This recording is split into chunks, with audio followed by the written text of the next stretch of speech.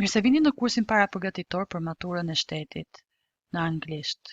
Këtu jemi në sektorin e foljeve, verb forms, review of tenses. Në këtë tabel keni 12 kohët e foljes në anglisht, pra the 6 English verb tenses, 3 simple tenses, 3 simple continuous, 3 perfect tenses, 3 perfect continuous tenses. Shikojmë që në fakt janë 12 kohë foljesh, por në anglisht zakonisht kohët kryesore apo rrënjët e kohëve janë këto të treja, present, past, future, present perfect, past perfect, future perfect, dhe të tjerat janë rrjedhoj e këtyre 6 kohëve kryesore. Do të përqendrohemi sot në kohën e ardhme të shkuar. This tense is used to describe an event or action that will be completed before another event or time in the future. Pra, kjo kohë përdoret për të përshkruar një veprim i cili do të jetë përfunduar përpara një veprimi tjetër në të ardhmen. We will have finished the exam by the time class ends tomorrow. Pra, we will have finished, ky veprim përfundon përpara veprimit, do të përfundoj përpara veprimit tjetër, ends, në të ardhmen.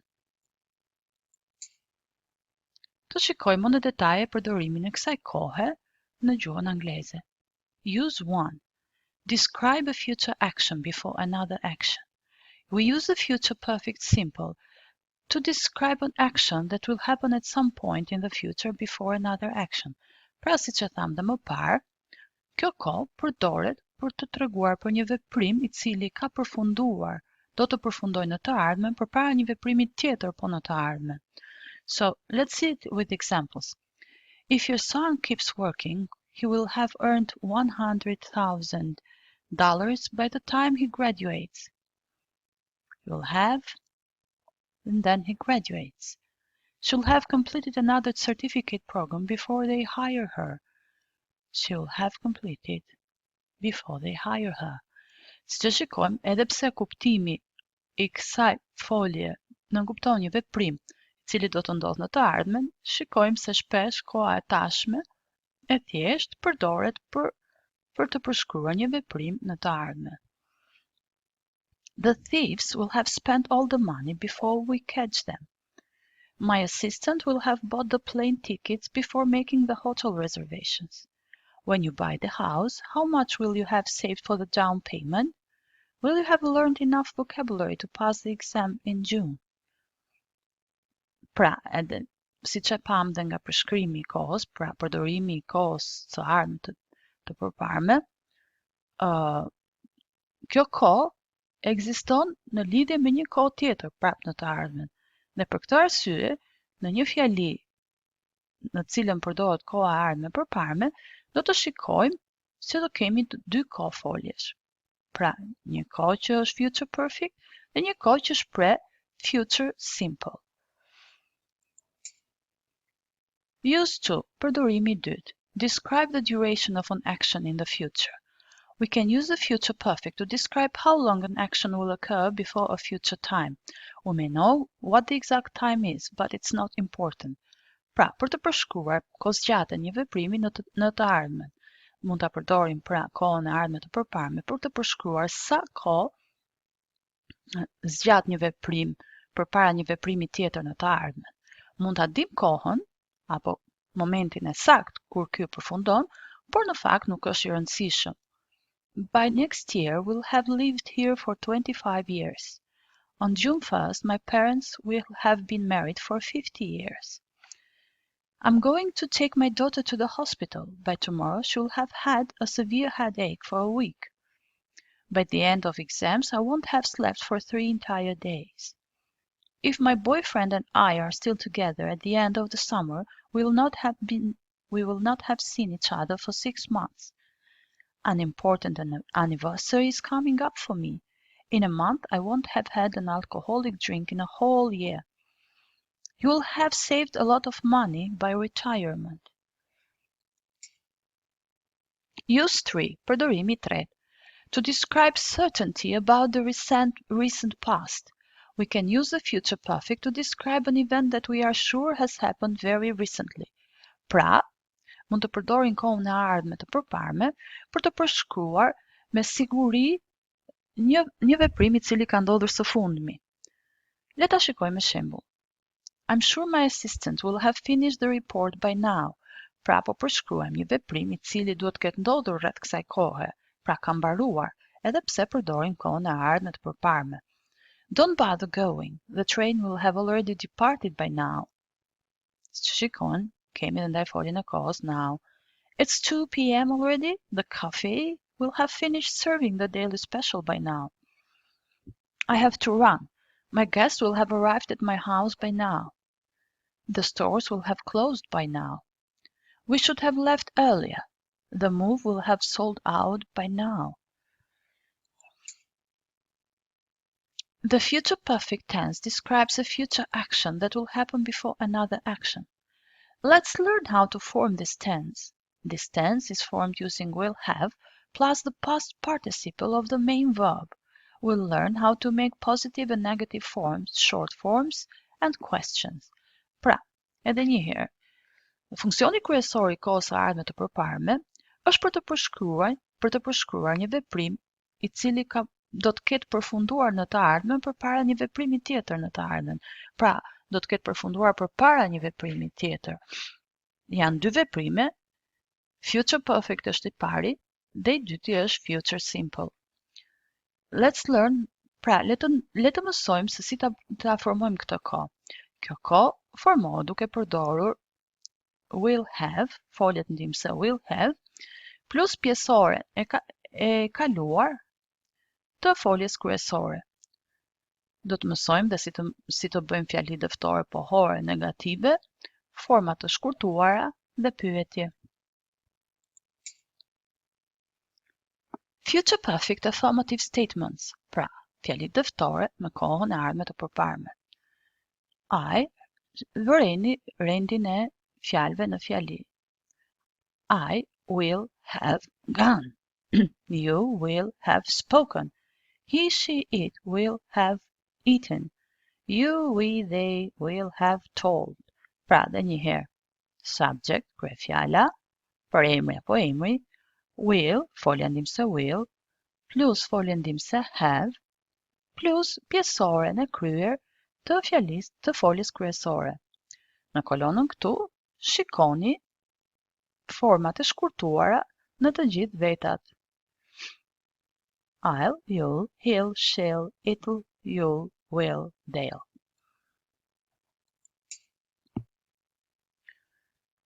Dhe njëherë ta shikojmë të sqaruar se si formohen fjalit dëftore apo pozitive në kohën e ardhme të përparme. To form the future perfect, we use will have plus the past participle. Note, it's not as common, but you can also use contractions. I'll, you'll, he'll, she'll, will, they'll. Pra, nuk është dhe shumë e zakonshme, siç ndodh me kohët e tjera, por në këtë kohë nuk para përdoren shkurtimet si I'll, you'll, he'll, she'll, will. To form the past participle, add ed to the infinitive. Pra, për të formuar pjesoren e shkuar, e kryer, do t'i shtojmë foljes kryesore ed. Zakonisht, kjo ndodh për foljet e rregullta. I kemi përmendur foljet e rregullta dhe ndryshim me foljet e parregullta në përshkrimin e foljeve të mëparshme. We use the same form for each subject. Pra, përdorim të njëjtën formë, nuk ndodh asnjë ndryshim në asnjë nga vetat. Pra, I, you, he është një lloj. I will have started the school by the time next year. Start, started. I'll have graduated college in 2 years. Graduate, graduated. She will have worked in every department before she becomes manager. Work, worked. She'll have worked here for 20 years next June. Work, work. If it continues tomorrow, it will have rained for 12 days in a row. Rain, rain.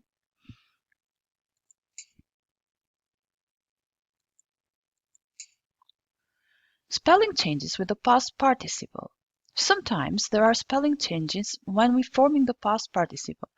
Pra, ndonjëherë ka ndryshime rrënjësore kur ne formojmë pjesoren e kryer për foljet kryesore. If the verb ends with y, we change it to I and add ed, but only if there is a consonant before the y. Pra, nëse folja mbaron me y, ne e ndryshojmë y në i dhe shtojmë ed. Kjo ndodh vetëm në rastet kur ka një bashkëtingëllore përpara shkronjës y. Should have tried every dish on the buffet. Try, tried. Bie yja, shndërrohet në i dhe shtohet ed-ja. Siç e shikojmë, përpara y-s ka një bashkëtingëllore. We'll have studied all the English tenses by next month. Study, studied. Pra ka rënë y-ja, është shndërruar në i dhe është shtuar ed-ja. My baby sister will have cried herself to sleep in the next 15 minutes. Cry, cried. My assistant will have copied the materials in time for the meeting. Copy, copied. If the verbs end with e, we just add a d, not ed. The bank will have already closed by 5 p.m. Closed, not closed. Nëse mbani mend në përshkrimin e kohëve të mëparshme, pjesoren e kryer e kemi shpjeguar dhe atje. Dhe pak a shumë kemi të njëjtët shembuj të cilat i ritakojmë edhe në këtë kohë.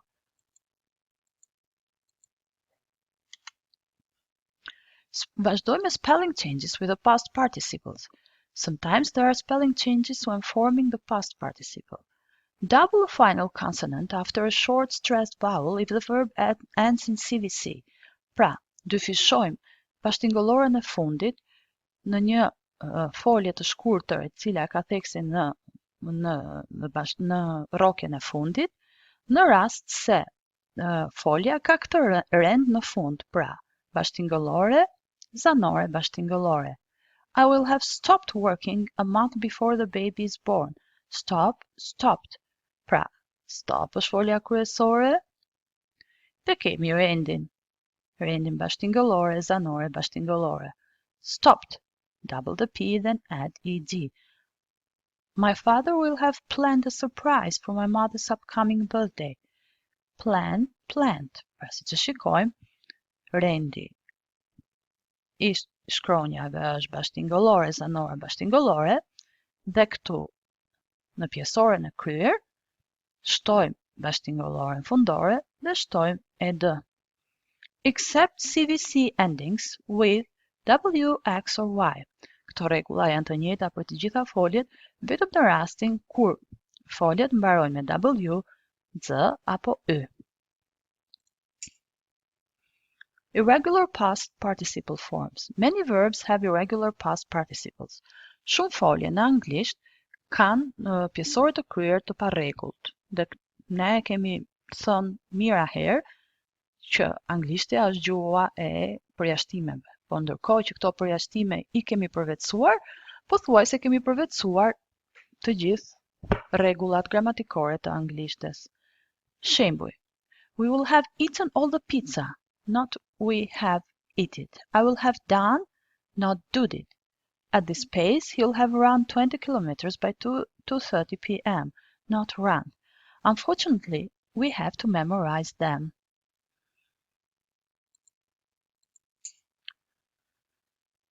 Pra, fatkeqësisht, për ne, këto folje të cilat janë të parregullta dhe forma e pjesores së kryet të tyre duhet të mësohet përmend. Unë ja u kam përmendur disa herë që nëse ju i shkruani disa herë të njëjtën folje, pra nëse bin e shkruajmë 10 herë, është e sigurt që do ta memorizojmë.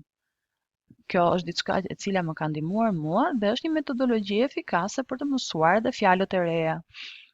Be, been, become, become, begin, begun, break, broken, bring, brought, buy, bought, catch, caught, choose, chosen, come, come, cost, cost, cut, cut, do, done, draw, drawn, drink, drunk, drive, driven, eat, eaten, fall, fallen, feel, felt, fight, fought, find, found, fly, flown, forget, forgotten, get, gotten, give, given, go, gone, grow, grown, hang, hung, have had, hear heard, hide hidden, hit hit, hold held, heard heard, keep kept, known known, leave left, lend lent, let led,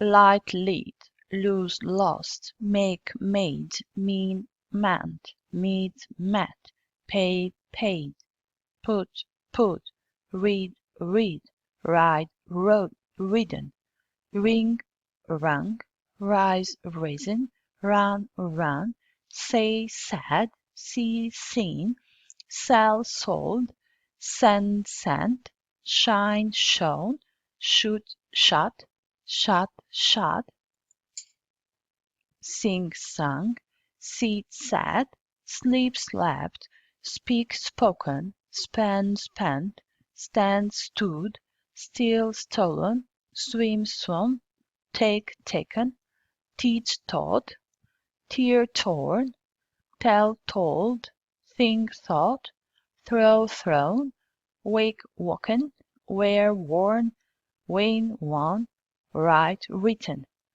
Një mënyrë tjetër efikase për të mësuar të gjitha këto folje, të paktën për sa i përket shqiptimit, është që ta luani disa herë këtë pjesë të prezantimit të kësaj kohe, ose të kohëve të tjera ku na duhet të përdorim pjesoren e kryer të foljes kryesore. Future perfect negative statements. Atëherë le të vazhdojmë me formimin e fjalive negative me kohën e ardhme të përparme. I will not have gone. You will not have spoken. He, she, it will not have found. You, we, they will not have played, told, slept, studied. Si që shikojmë, rendi i fjalëve në këtë fjali negative është subject, pra kryefjala, emër për emër, will, plus pjesëza mohuese not vjen pas will, më pas është folja ndihmëse have dhe pjesorja e kryer e foljes kryesore. Future perfect negative statements. To form the negatives, simply add not after will, subject plus will plus not plus have plus past participle. Pra, dhe një herë për të formuar fjalit negative, thjesht të shtojmë pjesën mohuese not pas foljes ndihmëse will. Pra kemi kryefjalën plus foljen ndihmëse will plus pjesën mohuese not plus foljen ndihmëse have dhe pjesoren e kryer të foljes kryesore. We can also use the contractions, pra mund të përdorim dhe shkurtimet. I won't have finished the report by the deadline. Shembuj. Don't worry, they won't have arrived at my house before I get there. They will not have found a cure for cancer by the end of this century. I will not have started cleaning the house until tomorrow.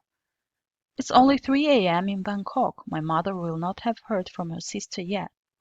10 years from now, my son will not have gotten graduated.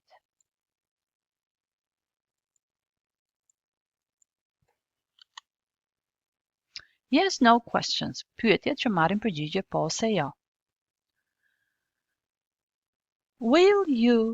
Will I have gone? Will you have eaten?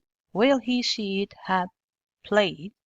Will you, we, they have studied, slept, told, played, eaten?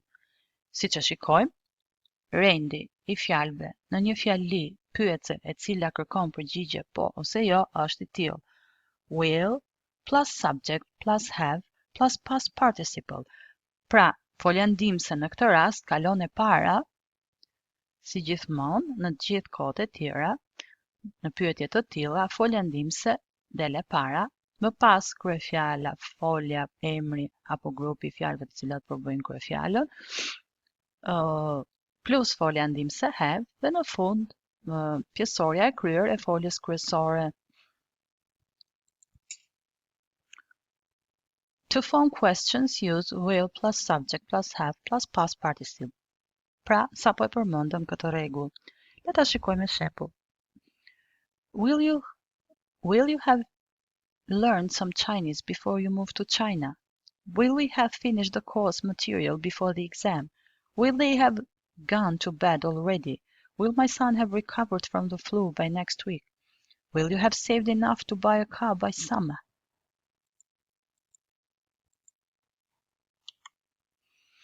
WH questions for the future perfect.